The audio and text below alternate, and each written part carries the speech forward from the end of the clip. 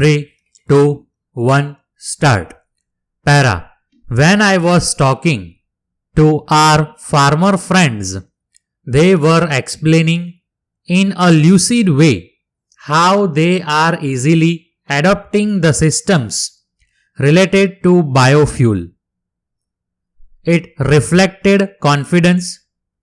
It is natural that the agriculture sector of the country gets a huge benefit from the massive clean energy campaign that is currently underway in the country. Para. On the occasion of World Environment Day, India has taken another major step. Today, I have the privilege of releasing a detailed roadmap for the development of the ethanol sector. The ambitious E-100 pilot project for the production and distribution of ethanol across the country has also been launched in Pune. I congratulate the people of Pune and the Mayor of Pune. I wish all the very best that we are able to achieve our targets on time. Para. Ethanol was rarely discussed in the country about 7-8 years ago. No one even talked about it. And even if it was in a casual manner. But now ethanol has become one of the major priorities of 21st century India. The focus on ethanol is having a better impact on the environment as well as on the lives of farmers. We have resolved to meet the target of 20% ethanol blending in petrol by 2025.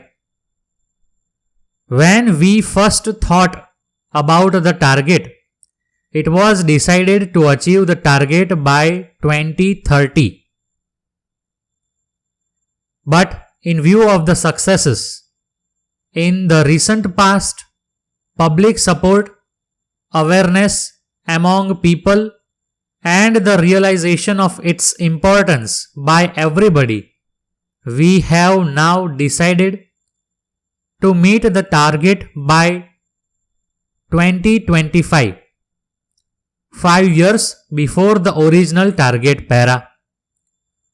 The courage to take such a big decision is due to the goals the country has achieved in the last 7 years, the efforts the country has made, and the success it has achieved. Till 2014, on an average, only 1.5% of ethanol could be blended in India, which has now reached about 8.5%. In 2013-14, about 38 crore liters of ethanol were purchased in the country. Now it is estimated to be more than 320 crore liters, that is the purchase of ethanol by almost 8 times. Para. Last year alone, oil marketing companies bought ethanol worth about rupees 21,000 crore. A large part of this 21,000 crore rupees has gone to the pockets of the country's farmers. It has especially benefited the sugarcane farmers. When 20% ethanol will start blending in petrol by 2025, you can imagine the huge amount of money farmers will get directly from oil companies. It will help in mitigating the challenges associated with overproduction of sugar. Sometimes there is no buyer in the world due to higher yields, and the prices also crash in the country. Then there is a big challenge: where to store it. Mitigating all such challenges will benefit the sugarcane farmers directly. Para. The 21st century India can get energy only from the modern thinking and modern policies of the 21st century. With this thinking, the government is continuously taking policy decisions in every field.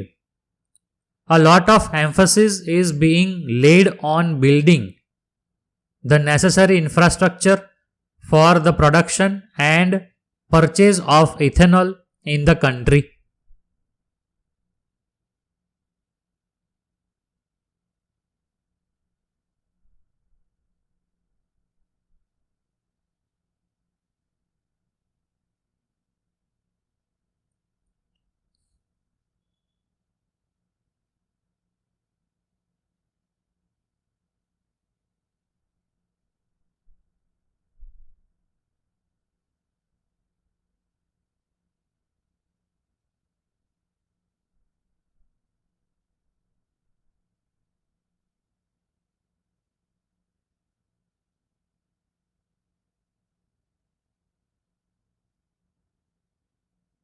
Para.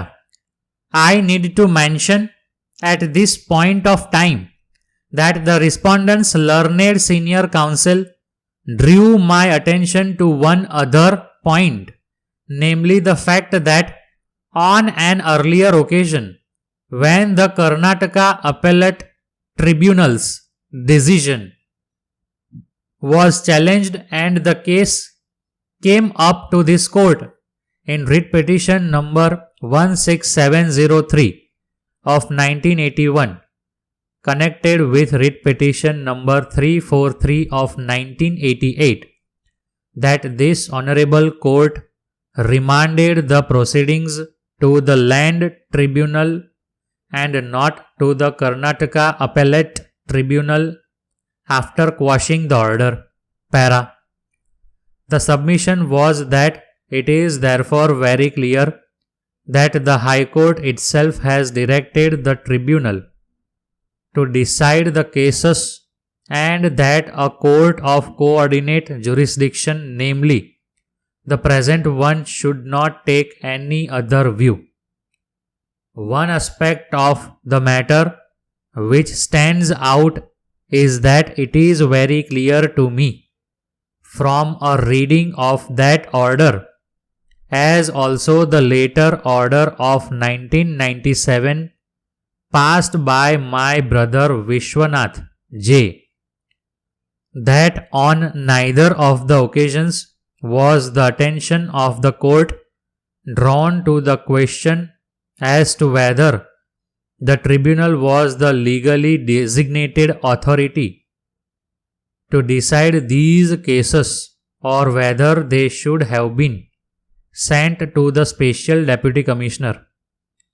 One can say with a degree of certainty that had this issue been brought to the specific notice of the courts, namely that these are Inam lands and not agricultural lands, and that the authority to decide these disputes is a different one, that this court would certainly have issued directions that the cases must be routed to the correct authority. Para. As indicated by me earlier, though, I have pointed out that the issue had been argued by the learned counsel at considerable length.